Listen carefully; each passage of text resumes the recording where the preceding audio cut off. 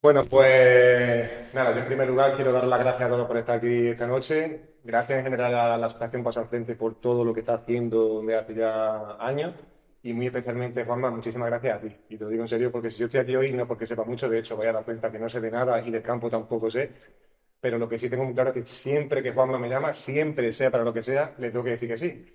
Primero es por lo que te quiero, Juanma, y segundo por es que estás constantemente enseñando siempre, cada día, anegadamente, cómo se defiende el bien, la verdad y la belleza. Entonces, por muy ajetreado que esté, que tampoco lo estoy, pero bueno, por muy ajetreado que esté, por poco tiempo que tenga, lo que sea, siempre que tú me llames voy a estar porque no podría legítimamente o moralmente no te podría decir que no, porque entonces sería como una traición grandísima a que siempre con su ejemplo pues me está arrastrando. Entonces, por lo que te digo, Juanma, que gracias a ti por ser nuestro jefe en muchos campos y de verdad, es que tu ejemplo a mí personalmente me arrastra a diario.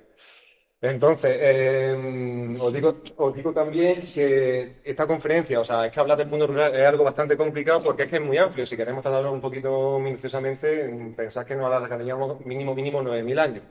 ¿Por qué digo 9.000 años? Yo no soy antropólogo ni tampoco lo pretendo, pero quizás para empezar a hablar un poco del mundo rural tenemos que retrotraernos al momento en el que el hombre deja de ser, y con hombre me refiero por supuesto a hombre y mujer, hombre en mayúscula, eh, el hombre deja de ser cazador-recolector para empezar, ya no depende 100% de los elementos naturales, es decir, de lo que le puede suministrar la proteína de grandes herbívoros que se encuentran salvajes o de semillas, frutos, bayas, etcétera, o plantas que pueda recolectar en cualquier momento, sino que a partir de, digamos, hace en torno a unos 7.000 años o así, el hombre pasa de ser cazador-recolector a ser ganadero y agricultor. ¿Y cómo hace esto? Pues empieza, en primer lugar, lo que empieza a hacer es a domesticar las grandes especies de, bueno, los grandes ungulados salvajes, caballos, buros, antílopes, cabras, etcétera, y de ahí es de donde empiezan a surgir poco a poco las 165 razas de ganado autóctono, que como ya sabéis, porque lo repito mucho, existe en España, porque tenemos que tener muy claro que España, os digo de verdad que es rico en todo, en todas,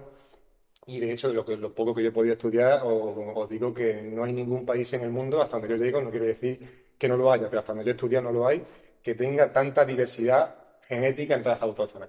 Dentro de esas 165 razas, quizá me circunscribí un poco más en el tema de la raza merina, porque la raza merina, bueno, además María ahora se va a hacer experta en este tema. Bueno, la raza merina es muy importante, la voy a tratar ahora, pero ¿qué es lo que pasó hace 7.000 años? Como digo, empezaron a surgir los primeros ganaderos. Los primeros ganaderos eran únicamente personas que empezaron a saber cómo domesticar a estos grandes ungulados que estaban por la península ibérica. ¿Y qué hicieron? Lo único que hicieron fue replicar los movimientos pendulares anuales, naturales, que los grandes rebaños de uros, uros como bueno, bisontes salvajes europeos, de caballos, antílopes, todo esto, hacían pendularmente todos los años del sur al norte y del norte a sur. Y igual que ahora mismo, por ejemplo, vemos en África, en el Serengeti, cuando vemos la grandísima manada de cientos de animales, cuando no de millones, que se desplazan en busca de la eterna primavera, que solemos decir nosotros, porque es la eterna primavera. ¿Qué es lo que pasaba y sigue pasando en la península ibérica? Porque como sabéis, tenemos las latitudes más meridionales, tenemos un tiempo bastante benigno en otoño, invierno y principio de la primavera, que es cuando tenemos humedad, entonces cuando sale el pasto. ¿Y qué pasa? Cuando llega el mes de mayo o junio, el calor acaba con todo el pasto se agota, el pasto desaparece. ¿Qué hacían las grandes manadas de animales silvestres? Se iban al norte, ¿dónde? Pues a tierra alta de Soria, a la tierra de Camero riojana, a la demanda burgalesa, a montaña palentina, a Riaño o a la tierra de Bavia en el León, a Lite en Zamora, en fin, hay muchísimos puertos de montaña donde iban esos animales salvajes. Los primeros ganaderos, como digo, hace en torno a 7.000, 6.000 años, empezaron a imitar eso. Ahí no había pienso, no había concentrado, no había. Entonces copiaron los movimientos salvajes automáticamente. De ahí surge la transhumancia, de lo cual yo soy un defensor acérrimo y lo seré hasta el último de mis días. Y a partir de ese momento empiezan a seleccionar, pues eso, empiezan a seleccionar animales que son capaces de hacer largos recorridos y que son capaces de adaptarse perfectamente a las grandes caminatas y aprovechar lo que el medio le daba en cada momento. De ahí va surgiendo poco a poco, bueno, aunque las investigaciones dicen que la merina venía de los merinerines, que era una tribu africana, se empieza a introducir cada vez más la oveja merina, y doy un salto grande, porque como digo, es que si no esto es inabarcable, y después de cientos de años, cuando no directamente de miles, el rey Alfonso X el Sabio, en 1273, que por cierto es el hijo de nuestro querido y admirado Fernando III, que hace escasamente una semana le rendimos tributo aquí, pues crea lo que se llama el Real Consejo de la Mesta. Que no es que él crease, no es que él crease la vía pecuaria, sino que él únicamente institucionaliza, asegura y protege las vías pecuarias a través del Real Consejo de la Mesa. Eso, como digo, en el siglo XIII, y a partir de ese momento, como en ese momento nos gobernaban reyes que efectivamente miraban por el bien común, y nunca me vaya a escuchar hablar de interés general, porque el interés general es un invento moderno y además totalmente, digamos, pues imbuido de la ideología luciferina que nos lleva gobernando por 250 años, entonces siempre voy a hablar de bien común, y esos reyes pues defendían el bien común. Con el bien común que le era propio, crea este gremio que podemos decir que es el primer sindicato, la primera asociación o el primer gremio de ganaderos de la Unión, bueno, de la Unión Europea, perdón, de Europa, que es lo mismo que decir que es lo mismo que decir casi que del mundo. Y en ese momento empieza, como digo, a proteger la transhumancia y fundamentalmente a la oveja merina y a su ganadero. ¿Por qué? Pues porque efectivamente España vivía en gran parte del monopolio de la lana merina. Pensad que si en 1273 se crea el Consejo de la Mesa, en 1299, 98, último del siglo XIII, López de Haro funda Bilbao, la Bilbao que conocemos hoy, que es relativamente reciente. ¿Y por qué la funda? La funda para tener un puerto seguro de exportación del monopolio que tenemos de la lana, que proporcionaba las mayores divisas al Reino de España, para exportar la lana, como digo, a Flandes, fundamentalmente a Brujas. Esto, como digo, los sucesivos reyes que fueron viniendo, fundamentalmente también los que más proteccionismo metieron en ese aspecto fueron los reyes católicos, precisamente al mismo tiempo que protegían un sector, echaban al sector de los judíos, o sea, no te cuenta el paralelismo. Entonces, pues lo protegieron mucho más hasta que con la llegada de los Borbones, después de la guerra de sucesión, en 1701, 1714, en fin, cuando ya se firma el Tratado de Utrecht, llega Felipe V y a partir de ese momento el monopolio que teníamos de la lana a través de la defensa a ultranza de la raza merina, porque tenéis que tener muy en cuenta que o sea, estaba completamente prohibido que de España saliese ni una sola cabeza de merino, o sea, prohibido literalmente. A partir de que llega Felipe V, empiezan ya a suavizarse las medidas, llegan los ilustrados, el conde de Aranda, el conde de Florida Blanca, etcétera, etcétera, que como os digo, de verdad, a partir de ese momento España empieza a morir poco a poco. Se firman los pactos de familia entre Felipe V y Luis XV de Francia, llega la Revolución Francesa, se firma la paz de Basilea después de la Guerra de la Convención, se firma la paz de Basilea entre Carlos IV y su valido Godoy. Estoy profundizando un poquillo más en esto porque es que para que veáis que siempre los traidores son los que tenemos más cerca. Os digo esto porque Godoy, que era su valido, precisamente era de Badajoz y hasta donde yo sé era de Castuera. Castuera era la cuna del merino, una de las cunas del merino. O sea que él sabía perfectamente mejor que nadie lo que significaba el merino para España. Y él fue el que en el Tratado de Basilea, como digo, de 1795, deja que se incluya una cláusula por la que expresamente dice que Francia podrá todos los años llevarse 150 yeguas de vientre andaluza, de vientre quiero decir reproductora, andaluza, que es lo mismo que decir cartujanas, que es lo mismo que decir caballo español, aquí hay gente que sabe de caballo, y 50 sementales al año. Y que se podrán también llevar 1.500 ovejas merinas con 150 machos. A partir de ese momento, como digo, perdemos el monopolio. Las ovejas se exportan a Francia, se exportan a Inglaterra, de Inglaterra se exportan a Australia y Australia lleva desde el siglo XIX siendo la primera potencia mundial en producción de lana merina. Y bueno, y España, pues ya sabéis, va en declive, desde ese momento va en declive constantemente.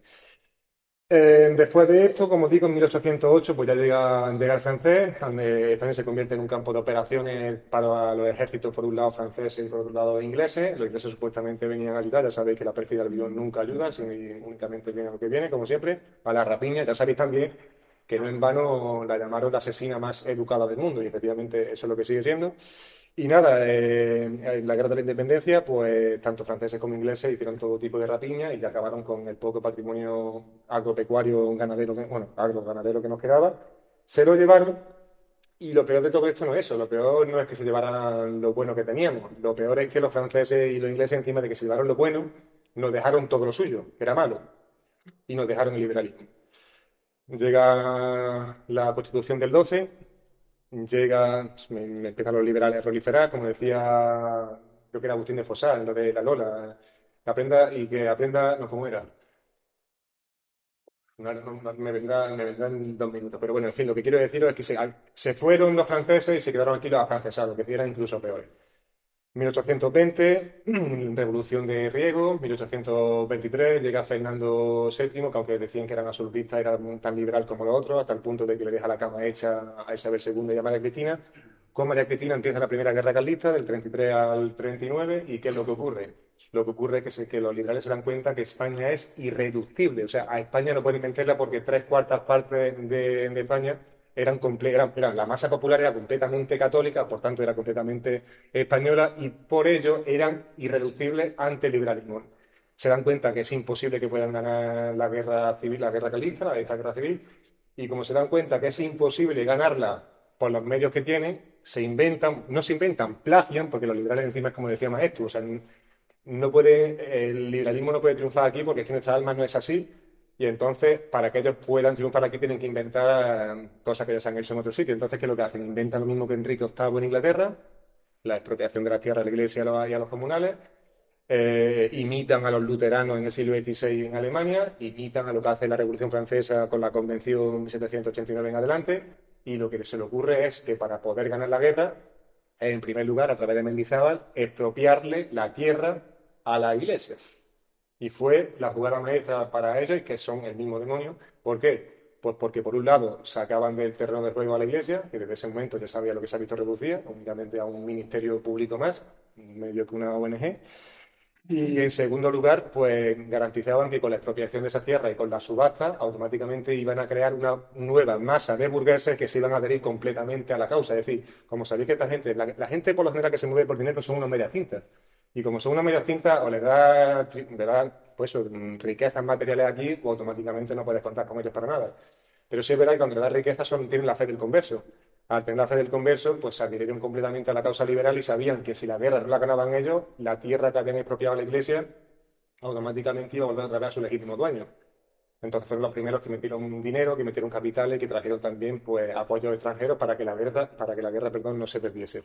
Yo voy a decir, que creo que, porque lo sabéis, pero no obstante también lo digo, que el problema de las desamortizaciones estas fue que el pueblo llano, la masa popular, no pudo acceder a esta tierra porque las subastas se hicieron en grandes lotes. A la vez grandes lotes no podían ir al precio de la subasta porque no tienen poder adquisitivo para poder ir a un remate de 1.000 hectáreas. Entonces, ¿a eso quién fue? Como digo, los que tenían, los burgueses, los que tenían dinero.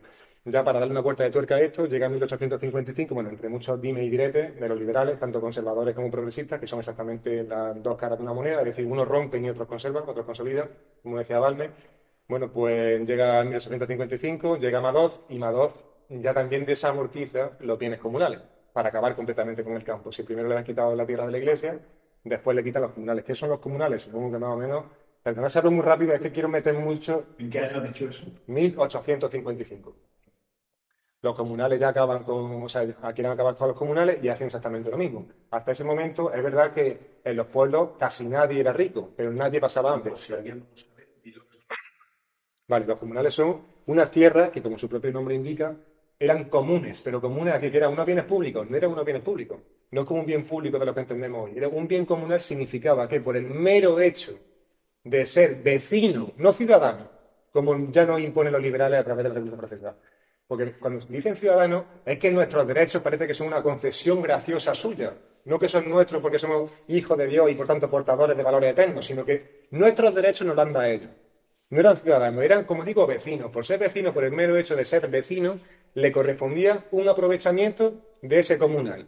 Y estaba tan bien hecho que, de acuerdo con las cargas familiares que tuviera, te correspondía tanto o cuanto aprovechamiento. Yo pongo un ejemplo: aprovechamiento de caza, de agua, de madera, de leña, que son distintos, madera y leña, de pasto, etcétera, etcétera. Si tú tienes 5 hijos, te correspondían, por ejemplo, 5 hectáreas. Por decir, no es exacto, pero 5 hectáreas. Si tienes 4, te correspondían 4. Si tienes 15, te correspondían 15. O sea, nadie era rico, pero nadie pasaba hambre. Como digo, llegan los liberales y como son los mismos hijos del demonio y el demonio es el príncipe de la mentira y de la confusión, cuando la masa se empieza a levantar, llegan ellos y dicen: no, no os preocupéis. No os preocupéis porque lo que queremos hacer nosotros es repartir la tierra para que paséis de ser colonos a ser propietarios. Por supuesto no se lo creyeron, pero siguió adelante.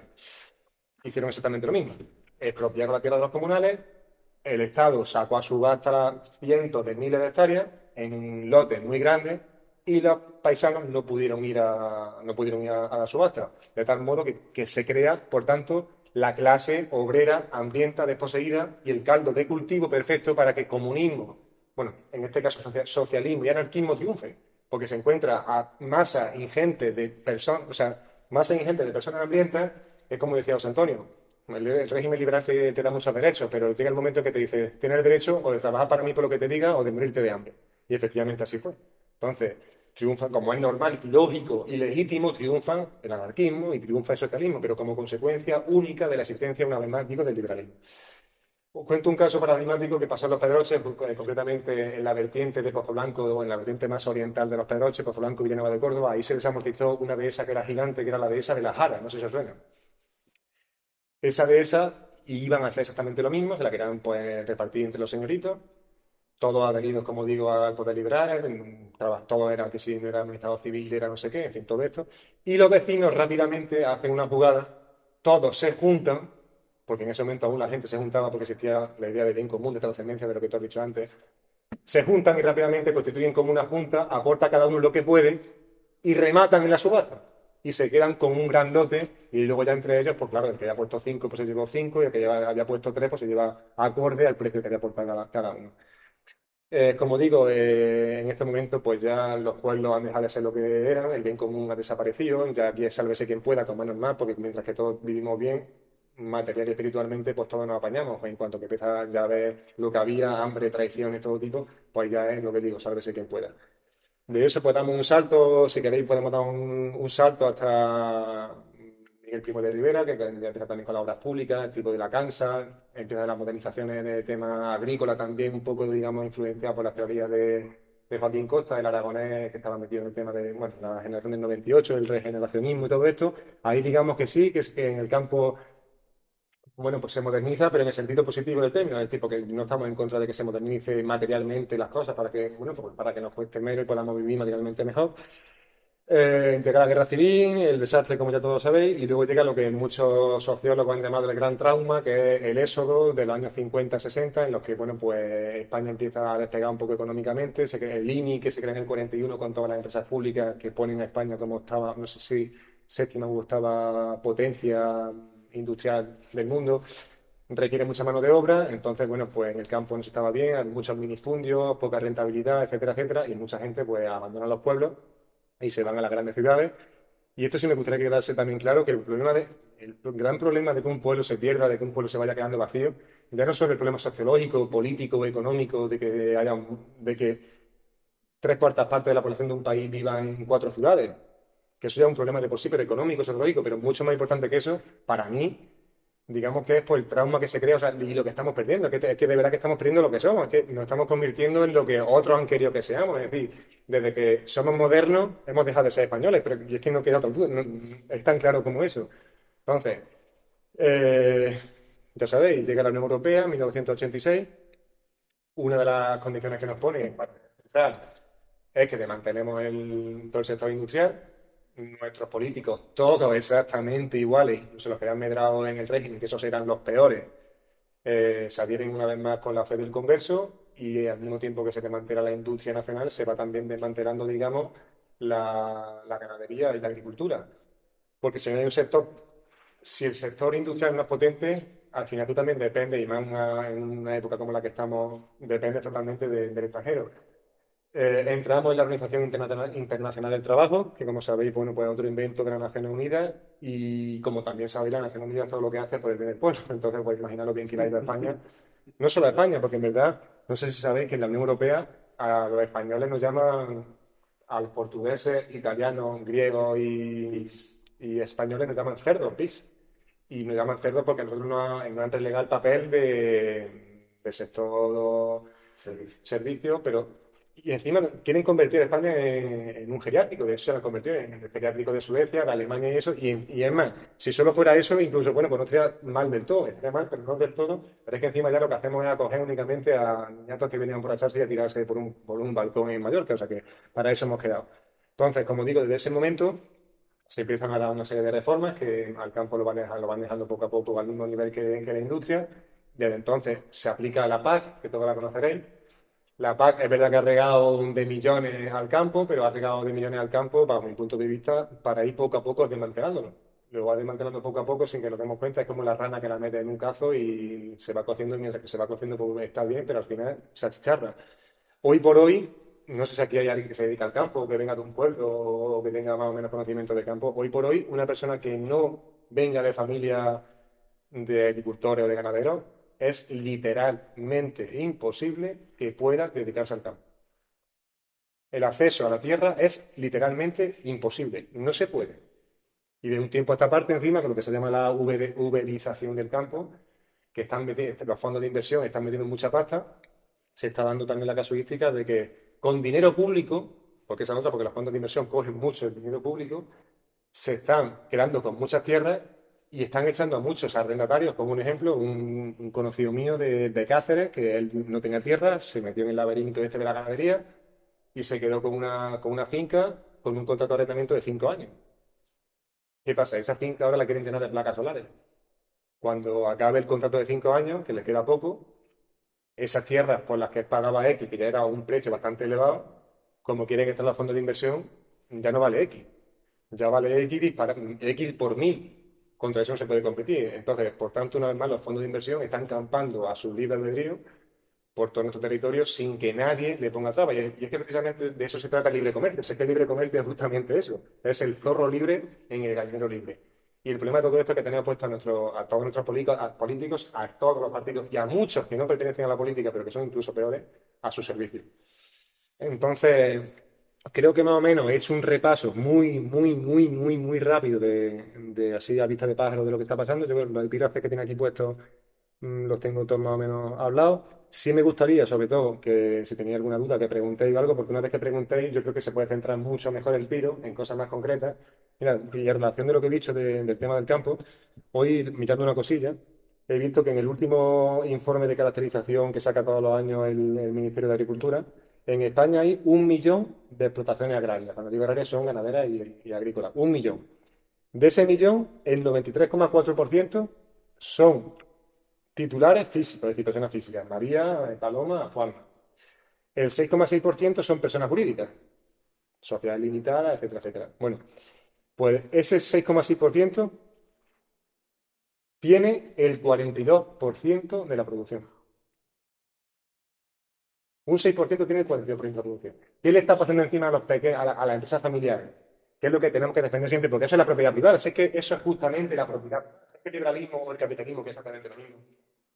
Es como decía Chesterton, son amigos de la propiedad privada, sí, pero no de la propia, sino de la ajena. Ellos quieren únicamente acapararla, quieren acapararlo absolutamente todo. Y lo que está también pasando es que, digamos, que los ganaderos y agricultores se ven como en un sándwich. Es decir, el oligopolio está a su izquierda y está a su derecha. Está a su izquierda en las empresas que proporcionan, por ejemplo, semillas, fertilizantes, insumos en general. Pero es que también están, o en el caso de la ganadería, piensos, etcétera. Pero es que también lo están a la derecha, es decir, los que compran cada vez son menos y más organizados. Es decir, el oligopolio hace que los precios se eleven porque no tienen competencia y por abajo, el que te compra, te lo baje porque tampoco hay competencia entre ellos. Entonces, es como el cóctel perfecto y como digo, mientras que aquí nadie hace absolutamente nada. Y nada, como digo, que si yo me pongo a vuestra disposición por si queréis preguntar algo en concreto o algo y bueno,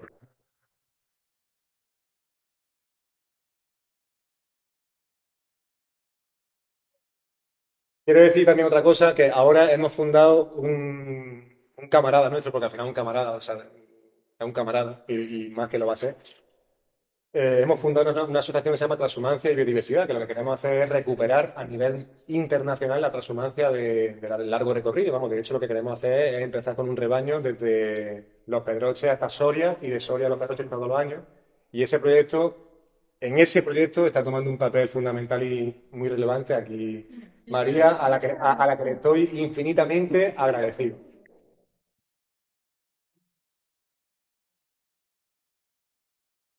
Una pregunta. Por-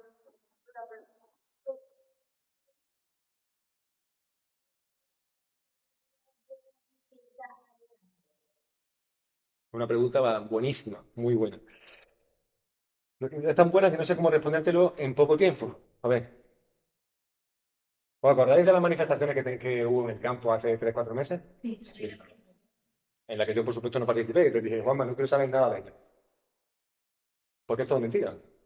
Todos los que van ahí están regados entre ellos, vamos, que lo tengo cerca porque es que lo tengo en mi familia. Lo que pasa es que mi familia por lo menos no se manifiesta. Es decir, están regados con dinero público en todos los sentidos. Si os paráis a preguntarle qué piden, en muchas ocasiones no saben ni qué están pidiendo.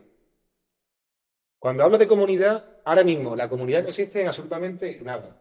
¿Por qué no existe en absolutamente nada? Os pongo un ejemplo. Ganadería y agricultura casi que no se pueden ver. Ganadería y agricultura casi. Os pongo ejemplo de la semana pasada. De los dos pastores que quedan en Hinojosa, pastores de verdad, o sea, de que están todo el día con las ovejas. Ya se me han quejado no sé cuántas veces, Francisco, ¿tú te puedes creer, macho, que siegan los rastrojos, que antes cuando se secaban los rastrojos y cuando no había productos Era la oveja. claro, cuando no había nitratos de síntesis, abonos, etcétera, etcétera, dependían de los estiércoles de la oveja, bueno, de la oveja del ganado en sí. Automáticamente se secaba y decían, por favor, méteme la oveja que me abone esto. Hoy por hoy, como la comunidad se ha roto, es que no existe, se enfadan con el pobre pastor que se pega 365 días al año, y eso es cierto que es una forma de hablar, 365 días al año, con un pastor para pegar. Y se cabrean porque se comen un subproducto que ellos ya no van a aprovechar. Es más, que para ellos es un incordio, porque cuando llega la época de siembra de nuevo, no pueden sembrar porque los embozan los arados del pasto de los rastrojos. Entonces, a eso voy. Y se quejan y se quejan y se quejan cuando reciben muchos millones. Os pongo otro ejemplo. Una persona con nombre y apellido de mi pueblo que tiene tractores de 150.000 euros para arriba, sale de la manifestación diciendo, si es que no tengo ni para comprar unos zapatos. Es mentira. Hay muchos millones. Lo que pasa es que se está subvencionando a gente que ya tiene, que ese es el problema. Se está subvencionando a gente que ya tiene. Existe una cosa, repito, que no sé si hay gente aquí de campo. Tú eres de Montilla, Pablo, a lo mejor conoces algo. Resulta, hay una cosa que se llama planes de mejora. ¿Qué es un plan de mejora? Un plan de mejoras es que una persona que ya está asentada, gente con 50, con 60 años, que lleva viviendo toda la vida de la agricultura, se le da un plan de mejora para que se compre un tractor de 150.000 euros, o de 80, o de lo que sea. ¿Por qué pasa esto? ¿Dónde van esos 150.000 euros de plan de mejora? ¿A España? ¿A la industria española? No. ¿Dónde está la industria hoy? La que queda. ¿Qué es la Unión Europea? El cuarto Reich, si lo queréis llamar. Un cuarto Reich cutre, muy cutre, pero eso. Y hortera, pero eso. Entonces, llega los agricultores, por ejemplo, el plan de mejora y automáticamente, pero el plan de mejora tiene que ser para modernización de la explotación. Pero Para, pone ahora un método de 30.000 claro, euros solo, pero según qué modernizaciones quieren ellos. Porque pero los jóvenes diferentes, los jóvenes diferentes. Eso se llama incorporación. Hay dos modelos. Incorporación, que es para jóvenes hasta 44 años, que te obligan a estar 5 años en la actividad. Pero es que mucho, bueno, mucho, cabe la posibilidad, y es muy factible, de que a los 5 años cojan su dinero y digan, que me voy. ¿Qué tipo de mentiras son eso? Entonces, a lo que voy, sí, y lo saben perfectamente. Y sin embargo, a gente que quiere y a gente muy capaz, que yo conozco a muchos por nombre y apellido, no puede, porque para la incorporación tú tienes que tener tierra. ¿Quién tiene tierra? El que viene de familia D. Ojo, que yo soy un afortunado que vengo de familia D, que lo soy. Pero eso no me puede hacer ser ciego y decir y no llamar las cosas por su nombre y la injusticia por su nombre. Es lo mismo que con el colega que hablamos un día, ¿no te acuerdas? En la boda, que decía lo de las expropiaciones. Ah, sí. Que decía, Sí, sí, sí, sí. pero a mí me vino bien. Pues si tú me dices, si el argumento es que te vino bien, pues entonces, hijo mío, ya hemos acabado, por lo mismo te quiero decir.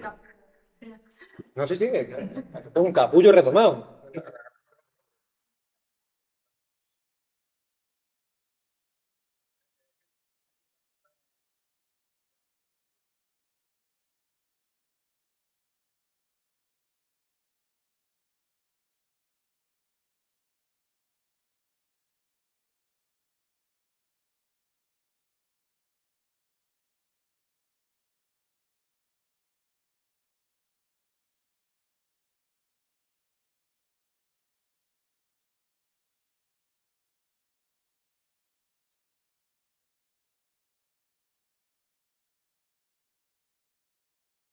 Es que mira, Juanma, eso muy rápidamente. Es que no me quiero meter de verdad, pero esto tiene una importancia bestial. Es que las desamortizaciones, el mayor desastre ecológico y cultural de la historia reciente española fueron las desamortizaciones. Es que la de Mendizábal, que fue la eclesiástica, ¿cuántos monasterios se desamortizaron con todo lo que había dentro? Efectivamente. Y además, pues, el tema es que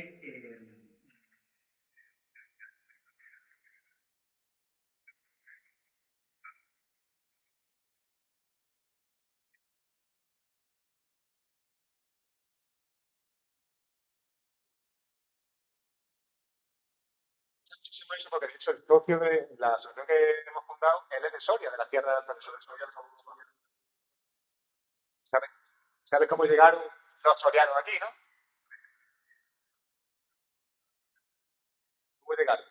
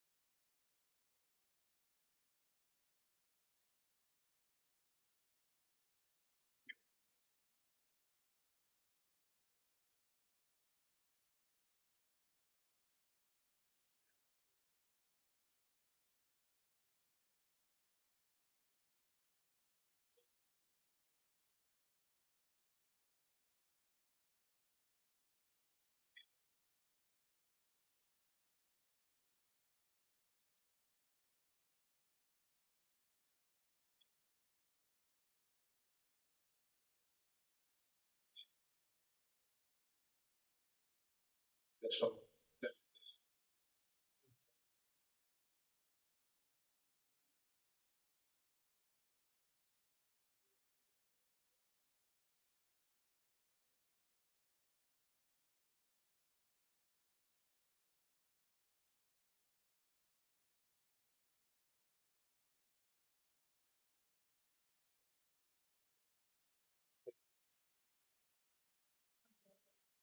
Te lo aseguro, es que no hay otra. Y no hay otra porque puedes tener los planes que tú quieras, los ministerios que tú quieras, la financiación que tú quieras, pero es que todo va a destruir la comunidad. Sé que sin esto es que no puede haber nada.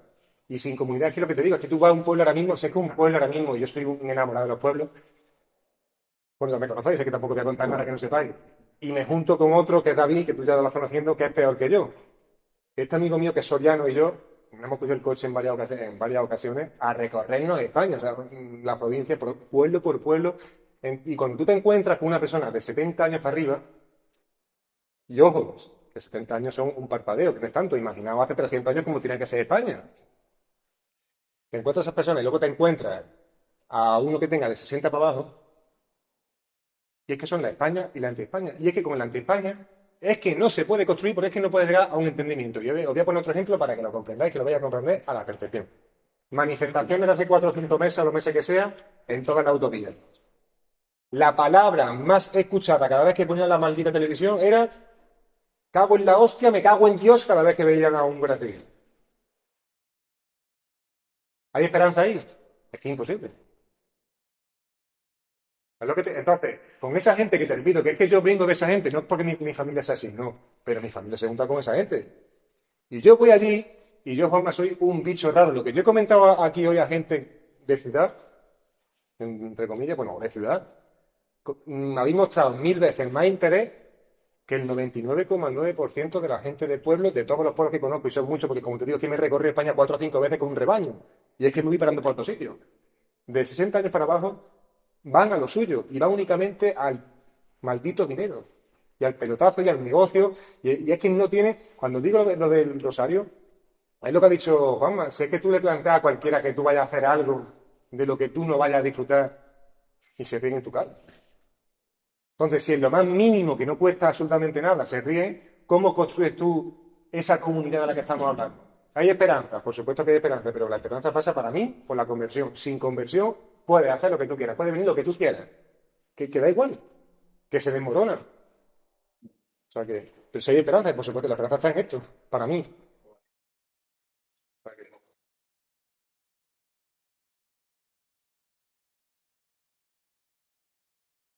te quería preguntar de lo de la raza,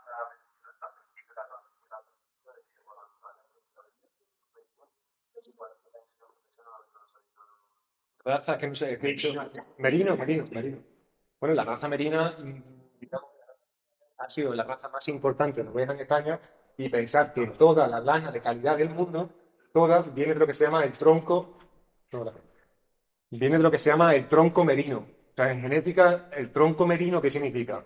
Pues que a partir de una raza se han ido creando otras. Por ejemplo, ahora mismo, es que es muy interesante y si conozco y empezar a divagar y empezar por todos sitios. A ver, mira, si tenéis 5 minutos. Ahora mismo, ¿por qué están en peligro de extinción las razas autóctonas?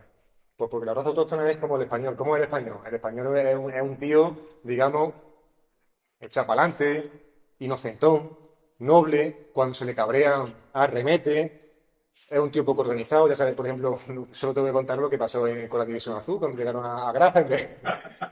Estuvieron en Grafenberg una instrucción que tenían que haber hecho en torno a 6 o 9 meses, la hacen en 3 meses, los oficiales alemanes se empiezan a descojonar cuando llegan allí unos chavales, uno de Cuenca de Campo, el otro de Teruel, el otro de la Ermita de Córdoba, y sorpresivamente, y en 3 semanas, sorpresivamente, gente que no sabía ni manejar un mulo, que esa es otra, los meten en una compañía hipomóvil, que hipomóvil, como sabéis, es que se mueve con tracción animal, en este caso de caballos y mulos, hasta la instrucción tuvieron que hacerla con algo tan básico como llevar un mulo, y te los plantas en la estepa rusa y en 1943 te hacen lo de Kranigor o te hacen lo del lago Irmi. ¿Por qué os cuento esto que parece que ¿y qué no? pasó en Carnívoro? Hombre, Pues mira, en Kranigor lo que pasó fue que 10.000 voluntarios desarrapados españoles vencieron a 45.000 soviéticos en la llamada campaña. si tú no lo haces, Y entonces, pero es loco, pero es que la ganadería, os digo una cosa, es que la ganadería autóctona española es exactamente igual. Es que exactamente igual, son bichos que están acostumbrados a vivir siempre al raso, que están acostumbrados únicamente a vivir con lo que da el campo. Ser el pasto que hay en primavera y el pasto que hay en verano. Que no están acostumbrados, no, pero no requieren suplementos alimenticios. Están acostumbrados a que les metan las caminatas de 800 kilómetros en un mes, en verano, en primavera y en invierno.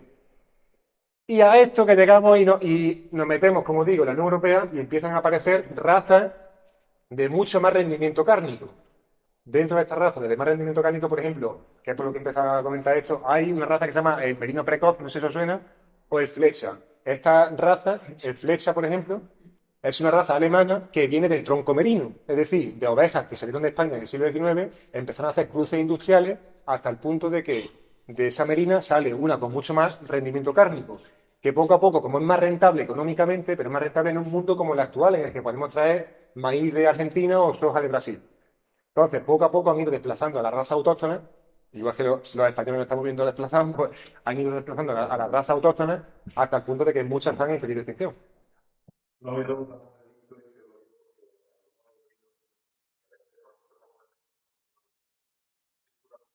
Claro, efectivamente. No, pero la churra es española. La churra de la comarca de Zamora, bueno, de Zamora y Murcia. Lo que pasa es que la churra es una oveja especializada, por ejemplo, en leche, pero de lana malísima. Y la churra, claro, claro, la lana de la churra era tan mala que se utilizaba para hacer colchón, mientras que la de la merina es tan buena que se utilizaba y se utiliza para hacer los mejores tejidos del mundo. Pero que la churra también es una raza nuestra que tenemos que, por supuesto, proteger, pero que no tiene tanta importancia porque no trajo tantas divisas a España durante siglos, sino que era por algo más de estas por casa. Y mientras que la merina, como digo, conquistó el mundo entero.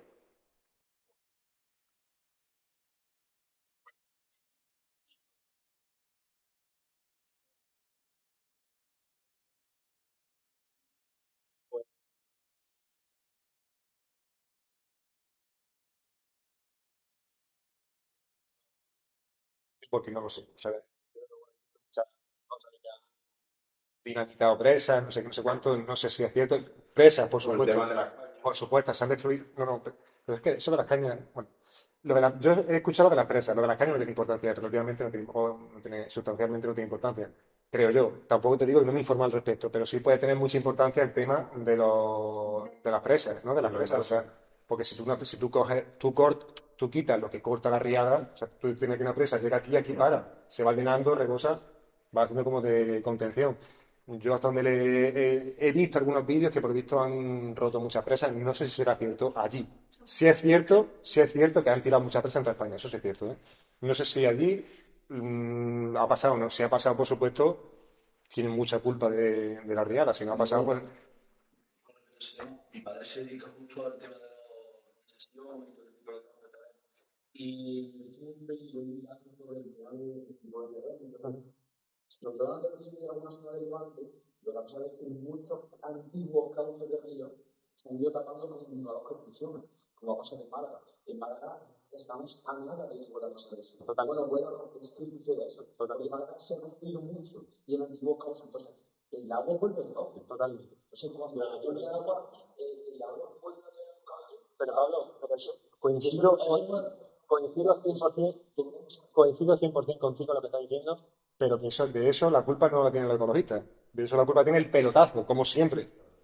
Ya está, a eso voy. Entonces, sí que es verdad que, vamos, yo seguramente yo todo lo que hago es ecología, te lo aseguro, porque es que me encanta eso, pero sí que... Las palabras se prostituyen y ya reflejan.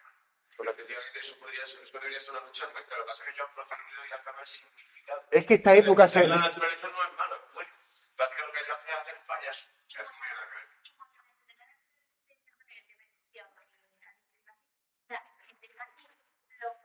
Y eso venía muy bien para la prevención de incendios. O sea, te limpiaban o sea, te limpiaban los dientes. Mira, para que veas si viene bien, la transhumancia ha desaparecido, casi ha desaparecido. Es algo muy residual, tan residual es que, como digo, hemos fundado la asociación esta para intentar revitalizarla, para ayudar a quien lo quiera hacer y además para poner nosotros mismos un rebaño en funcionamiento.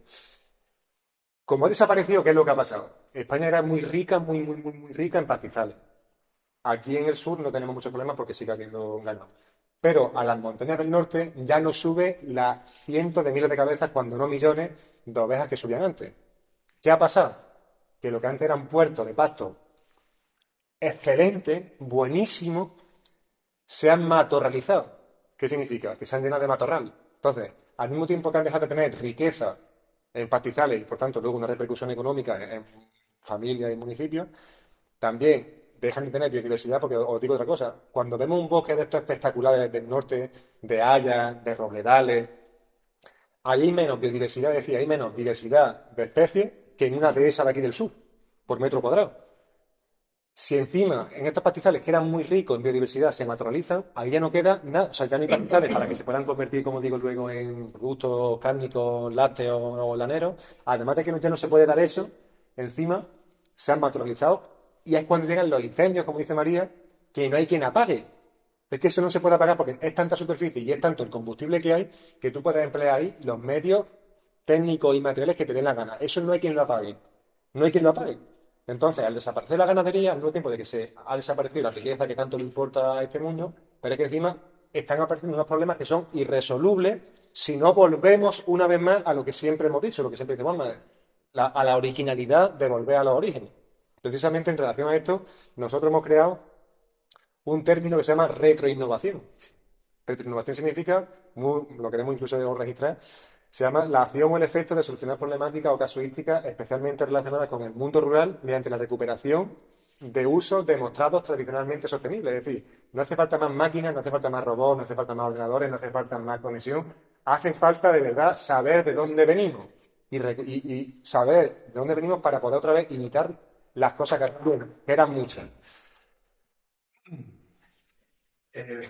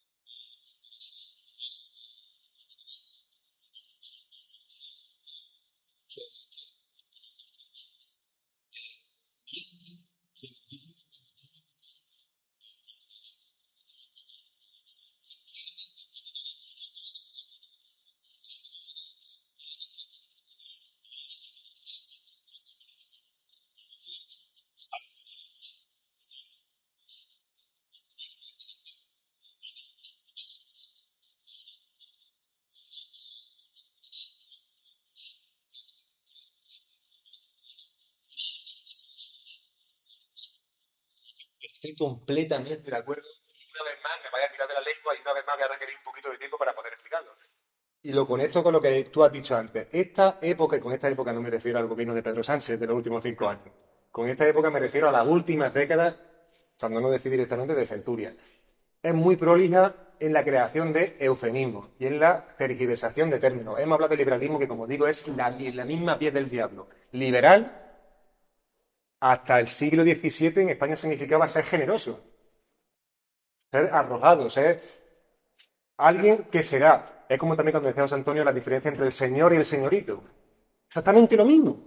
El señorito es aquel que únicamente te saluda con la copa de whisky en la mano y que se levanta a partir de la una para hacer un zángano, mientras que el señor, ¿qué era el señor? Pues el señor era justamente, o sea, el señorito es la depravación, la degeneración del señor. El señor era aquel que sabía que, no, bueno, textualmente decía, nobleza obliga. Nobleza obliga. Es que, ¿qué era la nobleza antes? Habría de todo, como en todos sitios, por supuesto, como en botica. Pero es que la nobleza era el que cogía la lanza y se ponía el primero. Y se ponía el primero, ¿eh? Es que era el que se ponía el primero. De hecho, ¿de dónde viene noble? Noble viene del término nobilis, ser conocido. Ser conocido por tu hecho y por lo de tu antepasado. Y ser conocido no por lo que tiene en la cuenta bancaria. O por los ansiolíticos que te tomes. No. Por lo que te has dado. Que precisamente lo que te he dicho antes, que es lo único que va a quedar aquí. Y no aquí. Porque aquí aquí no va a quedar nada que polvo y ceniza. Digo arriba. Y otra cosa que yo animaría, aquí creo que todos lo hacemos, pero bueno, como hay caras nuevas que no conozco, yo animaría siempre a optar siempre por caballo perdedor. De verdad, o sea, optar siempre por caballo perdedor. Y si encima es caballo autóctono, mejor. Porque es la garantía, o medianamente la garantía, de perder aquí, supuestamente perder aquí, pero para que por lo menos tener bastantes posibilidades de ganar para siempre. Y con lo que tú me dices de cómo, la pregunta que has hecho, te voy a responder que ya se me han venido las estrofas que quería decir antes, ya se me han venido a la cabeza, que decía, que aprenda España entera de la pobre piconera, cómo el mismo centro está enrollando de la madera los enemigos de dentro cuando se van los de fuera. Y mientras el pueblo se engaña con el engaño marcial de la guerra y de la hazaña, va royendo la entraña una traición criminal. La Lola murió del mismo mal del que está muriendo España. Esto se escribió en plena guerra de la independencia, cuando los afrancesados liberales se reunían en Cádiz a hacer inventos. Mientras el pueblo, ¿dónde moría el pueblo? Con un trabuco en mitad de la sierra, el cabrero se iba con las escopetas de cazar conejos, se iba a matar franceses a Bailén, etcétera, etcétera. Mientras que unos morían en el campo de batalla, otros negociaban. Y lo peor fue que los que sabían negociar sabían perfectamente también mentir y tergiversar.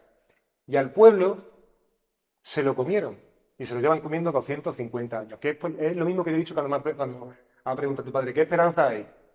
Es que no hay esperanza en la manifestación y en todas esas cosas. Es que no hay esperanza porque ante cualquier conato de bondad o de justicia llegan rápidamente, todo lo tergiversan, todo lo confunden y no podemos hacer un frente común. Porque todos se lo creen. Si es que aquí ya, de verdad, no se dan cuenta que todo es la misma moneda. No se dan cuenta que gobierne con gobierna el mismo y te van cambiando, ya sea con los pistachos, como tú dices, o sea con los morados. ¿Hay solución dentro de la Unión Europea? Radicalmente, no. Para mí. Y sin radical tampoco. No la hay, no la hay. Pero Pero, objetivo. pero es que es objetivo, porque además, no sé si os dais cuenta que la Unión Europea ha ido poco a poco desmantelando a los países para que una vez que están desmantelados tengas que depender del subsidio. Es como es como una persona que cumple 30 años y no tiene un duro. Hacen contigo lo que tú quieras, porque te tienen acojonado. Y como te tienen acojonado, tú ver, oír y callar. Si tú tuvieses capacidad para ser autónomo, tú dices, aquí mando yo. ¿Y en quién manda en España? Mandan ellos, pero mandan ellos porque es que ya debemos hasta de callarnos, porque estamos subvencionados. Entonces, si España se ha convertido en un país de putas camareros y funcionarios, o habla un funcionario, y el problema no es que haya funcionarios, si eso no es un problema. Si fuera un funcionario que están en sectores estratégicos y productivos, como estaba el INI, pero si lo único que hay son policías locales, administrativos, auxiliares de no sé qué, agentes de medio ambiente y no sé qué, así no va. Y no va a seguir siendo así. Entonces, ¿dentro de la Unión Europea hay solución para mí? No, me puedo equivocar. No. Pero es que fuera tampoco. Ese es el problema. Es que fuera tampoco dice, bueno, para mí, hablo como Francisco Ayuso, ¿cuál es para mí la vocación natural? por la vocación natural, son nuestros hermanos hispanoamericanos. Y repito, hispanoamericanos, no latinoamericanos. Pero sé que Hispanoamérica está como España, no por nada, sino porque desde que también el siglo XIX pone aquí su garra, los anglos automáticamente sufren del mismo virus que nosotros. Entonces, ¿cuál es la solución? Es que lo que os digo, en pequeñas comunidades no claudicar nunca, arrojando siempre y volver eso a las raíces, pues como hemos hecho en alguna quedada en la comarca. John Senior, señorita Prince y viva Cristo Rey. Y Pero, eso, ¿no? Y realmente, o sea, quiero decir, lo nuestro, nuestra propuesta, digamos, es una enmienda a la totalidad. totalmente. Pero esa enmienda a la totalidad, entiende, igual que se ha prostituido el término que hablábamos antes de colonismo, pues igualmente, científicamente, de manera etimológica, siempre la palabra revolución era la vuelta al origen, ¿no? Pues, quiero decir, en el mejor de los sentidos etimológicos que nosotros defendemos, no el prostituido después de la revolución francesa, el término revolucionario vuelta a nosotros mismos, si de verdad hiciésemos esa revolución en nosotros mismos, si esas comunidades se ampliasen cada vez más, si España pudiese decidir sobre su propio destino como una comunidad basada en su fe y en sus raíces, y en esa unidad de destino no universal, evidentemente la única posibilidad sería ejecutarlo fuera de la Unión Europea, sería imposible. Quiero decir, que si eso sucediese, podríamos cambiar las cosas. Quiero decir, lo que pasa es que, claro, yo sé que tú eres, como decía de Prada, un pesimista esperanzado, ¿no? Porque siempre te da esperanza, pero eres pesimista respecto a la situación. Yo creo que a los que estamos en la primera línea del combate social, político, o al menos lo intentamos y lo pretendemos con toda la humildad de saber que no somos nadie, ciertamente creemos que hay que creer fehacientemente y esperanzadamente en esa posible revolución interior de un pueblo al dominarlo. O sea, quiero decir, y una vez ahí, lógicamente, pues salir de la Yo eso lo comparto, pero Juanma, mira, no haría falta salir de la Unión Europea si la Unión Europea también se convirtiese. Sí. Porque eso se hace hablar de que sí, pero hay que decir que eso como decir que se convierte en Lucifer. Pero no, pero Juanma, si hablamos de Europa hasta que llega Lutero, fundamentalmente hasta Es que la Unión Europea no. Claro, pues a eso voy, pero que si la Unión Europea se convirtiese en Europa, una Europa previa a Lutero, a una Europa incluso previa a la Paz de Westfalia, no habría problema. Lo que pasa es que, pero que es que España no está peor que la Unión Europea. O sea, no está mejor que la Unión Europea. ¿Sabes qué quiero decir? Que es que España no está mejor. Lo que pasa, claro, que es que España, su tradición no es la de Europa. Es como si dices, por ejemplo, lo del árbol y la encina de Maeztu. O, bueno, tú te coges en defensa de la hispanidad y dices, joder, es que efectivamente es que España no es Europa, es que el problema no es Europa. Perdón, el problema no es España, el problema es Europa. La solución es más España. Pero es que España hoy, yo creo que va a la delantera de Claro, Europa. pero eso como se dice, Juan. Tenemos, imagínate que en vez de ser la carrera de la Unión Europea, tenemos físicamente aquí, de nuevo, en vez de unos franceses, a unos alemanes. Lo primero que dice, vale, que sí, que nosotros estamos alemanizados y por tanto degenerados. Pero primero vamos a echar a los que han venido a decirnos lo que tenemos que hacer y luego convertimos nuestro pueblo, ¿no? Quiero decirte, hay aquí por prioridades, ¿no? Porque evidentemente nosotros ya suficiente tenemos con los nuestros. O cuando pretendáis que los de fuera no estén haciendo lo que tenemos que hacer. Estamos en un punto que tenemos que rezar incluso por la conversión del Papa. Entonces imagina cómo está el panorama. Efectivamente, primero tenemos que empezar por lo nuestro y después que lleguen los otros. Yo de verdad os digo que esperanza hay, que es que esto es muy largo, sé que, y aquí, y sabéis que la victoria está de un solo lado, sé que, entonces, esperanza por supuesto que hay. Lo que pasa es que ya te digo, después de bastante tiempo, pues en un sitio, en otro, tal y como ya nos conocemos todos, pues te vas dando cuenta de eso. Yo me he llevado, digamos, desengaños por eso, porque piensas que en los pueblos hay esperanza, que hay gente, no hay diferencia ya, es que esa es otra, cuando el multiculturalismo este, que es una sola cultura, que es la que viene, de donde viene, ha homogeneizado absolutamente todo, tío. Entonces ya es que no hay ni diferencia entre pueblos, entre naciones, entre países. Pero bueno, Ahora que tanto se habla de diversidad. y es justamente lo contrario. Es como si tú coges todas las culturas, las metes en una trituradora, las trituras y sale una morcilla multicolor, tío. ¿Sabes? Entonces, yo abogaría por fuera de la Unión Europea, pero vamos, que ahora mismo, ya te digo, que creo que estás dentro lo mismo estás dentro que estás fuera. De hecho, te voy a decir una cosa, mira, que me acabo de acordar. Una cosa que le ha venido muy mal y es muy importante, que le ha venido muy mal a los pueblos, ha sido la legislación higiénico-sanitaria en temas de los mataderos. No sé si conocéis más o menos. En 2004, a partir del tema de las vacas locas y todo esto, se aprueba una normativa europea, un reglamento europeo, que hace muy complicado el mantenimiento de la apertura de los mataderos, ¿vale? Entonces tenés que hacer un montón de medidas para poder adecuarlo a las nuevas normativas europeas sanitarias en el 2004. ¿Qué pasa? Que muchísimos mataderos, muchos de ellos municipales, no hacen las inversiones para poder seguir operando de acuerdo a esa normativa y cierran. Eso fue un varapalo muy grande para los pequeños productores y para los carniceros locales. Digamos que ese vacío que dejan los productores locales lo cogen grandes integradoras con grandes mataderos, tipo El Pozo, Mercadona, bla, bla, o sea, todo esto. Eso fue un palo, como os digo, para los pequeños productores que mataban sus terneras o sus corderos allí y luego lo vendían en el propio comercio local. ¿Qué pasa? La Unión Europea, que eso fue un palo de ellos, se da cuenta del error que habían cometido. Y ese mismo reglamento dan la posibilidad a los Estados miembros de que sean más laxos a la hora de aplicarlo. De tal modo que se podrían haber mantenido algunos mataderos con unas modificaciones ínfimas y baratas. Bueno, pues los Estados miembros no sé lo que harían otros. España no hizo absolutamente nada.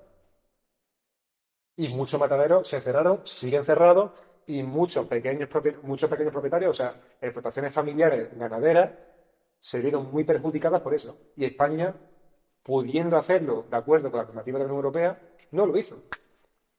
Y dejó a los suyos en el camino. Y no fue tanto culpa de la Unión Europea, que puso únicamente las bases, pero luego, digamos que reculó un poquito, no fue tanto culpa suya como del Estado, como en este caso del Estado español. Es que es verdad que sí, plan, el liberalismo siempre somos, bueno, siempre hemos sido más papistas que el Papa, pero antes era para lo bueno y ahora es para lo malo. Es decir, si la Unión Europea le manda, nosotros somos más que los Con lo que te quiero decir, entonces. Si la Unión Europea dice que hay que coger inmigrantes ilegales, ellos tienen clarísimo que hay que hacer más todavía. Si hay que implementar medidas LGTBI en los colegios, la España siempre quiere estar a la vanguardia de la degeneración, ¿no? Eso es Efectivamente, cierto. pues eso es lo que te Pero quiero decir. vamos, también es verdad que todo viene de lo mismo. Sí, viene, pero que al final es lo que te digo, que es que no creo que la solución Entonces, ¿sabes qué sea podemos hacer ahora mismo nosotros para intentar cambiar el mundo del campo? No somos nada, ¿verdad? organizarnos. En eso está. Y en eso estamos, efectivamente. Es que os pongo un ejemplo, y esto está grabando, pero lo que estamos haciendo nosotros, mi idea sería que de aquí a un tiempo María trabajase para nosotros, por ejemplo. Ojalá. Pero es que te lo digo, es que nosotros, por ejemplo, Bueno, nosotros, contar un poco lo que estoy haciendo.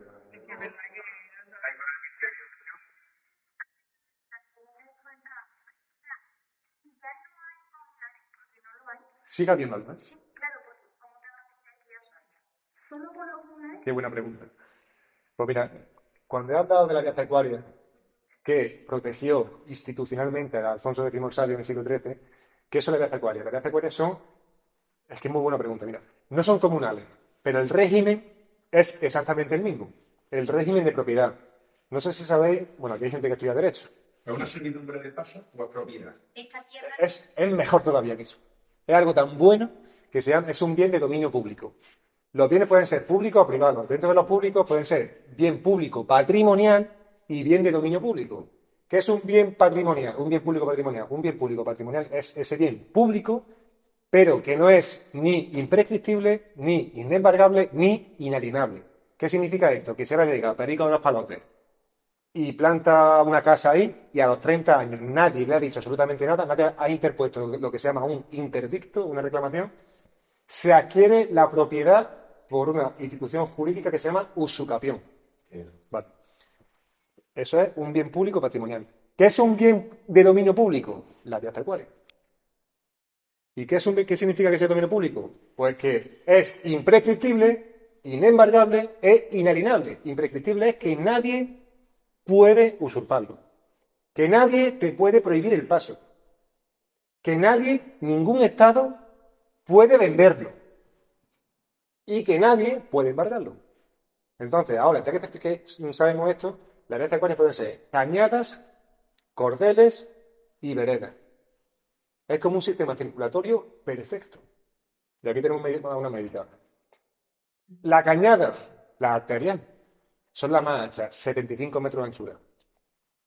Los cordeles, las venas, 37 metros de anchura.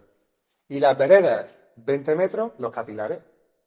Y España tiene, que esto no lo hay en ninguna parte del mundo, una red de vías pecuarias que vertebra todo el territorio de 125.000 kilómetros, o sea, pensad por un momento lo que son eso, 125.000 kilómetros de longitud, que cuando lo traspasas a superficie, se traduce en 420.000 hectáreas de dominio público, que es de todos nosotros, y que hoy gran parte de esa superficie está usurpada, cultivada y arada por estos agricultores que luego encima cobran de la PAC. Y entonces tú con tu rebaño por ahí, nadie te puede decir absolutamente nada. Pero hoy, Qué gustazo sería pasar por... pero María, es que hoy resulta que a muchos pastores, que son los más desgraciados, que son los típicos que van con sus ovejas, los agricultores más potentes, lo amenazan por decirle que no pisen lo que es la cara, porque ellos lo han cultivado y encima de que lo cultivan con toda la cara, cuando llega el pastor, que es el legítimo usufructuario, digamos, de esa cañada, arremeten contra él. Hombre, por supuesto.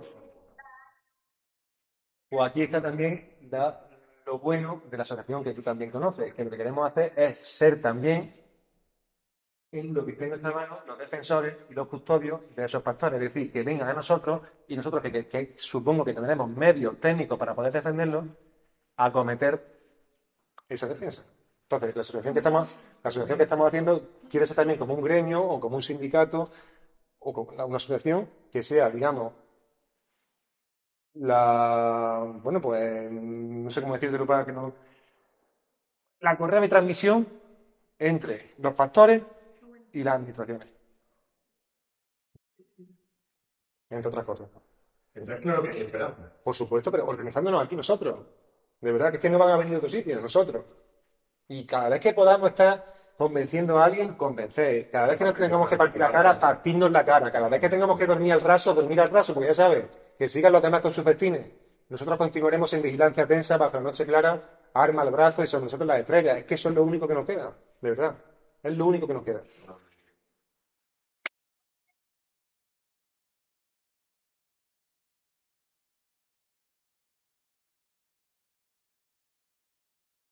Por supuesto. Y yo quiero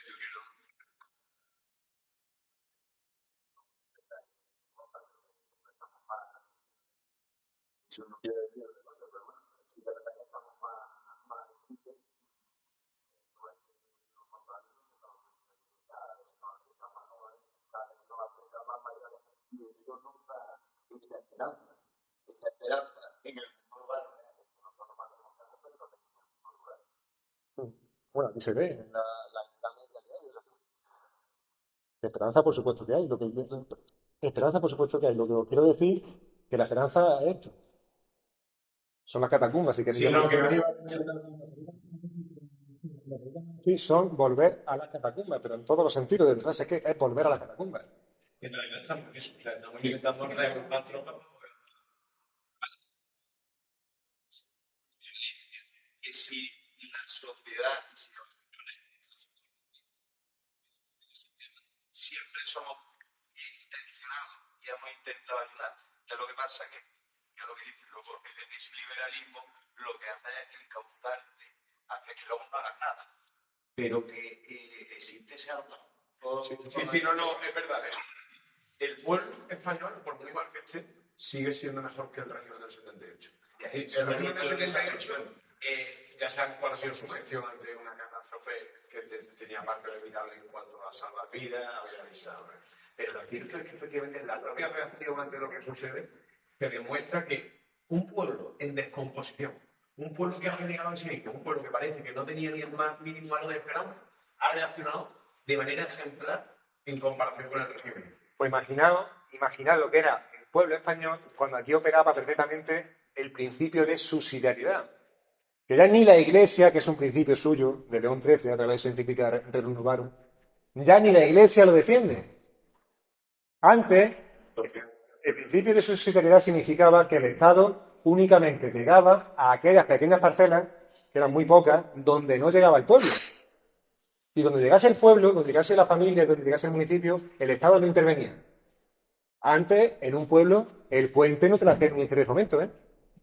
El puente lo hacían los vecinos con una institución que fundamentalmente, sobre todo en Castilla, se llamaba las hacenderas. No sé si os suena.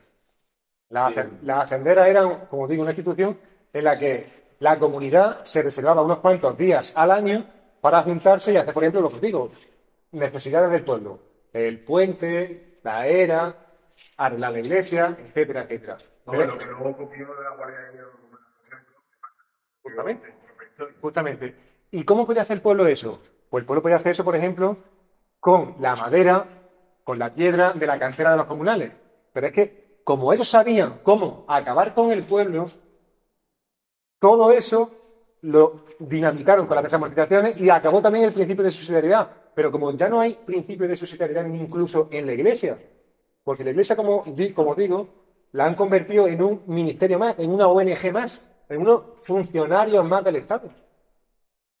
Entonces, el principio de subsidiariedad sería algo súper importante que la gente conociese qué era. Y cuando la gente se organizaba de esa forma, no te voy a decir lo de Valencia es una catástrofe, eso es bestial. No te voy a decir que se pudiera solo con la gente, pero es que antes la gente se organizaba sin depender del Estado. Y lo hacían. Hoy no, hoy todo lo hemos relegado al Estado, porque también es verdad que el Estado ha asumido todas esas competencias durante los 200 últimos años, ha asumido todas esas competencias para poder legitimarse a sí mismo. Lo que pasa es que se la ha arrojado todas, pero no es capaz de cumplir casi ninguna. No sé si querrá o no, la cuestión es que no lo hace.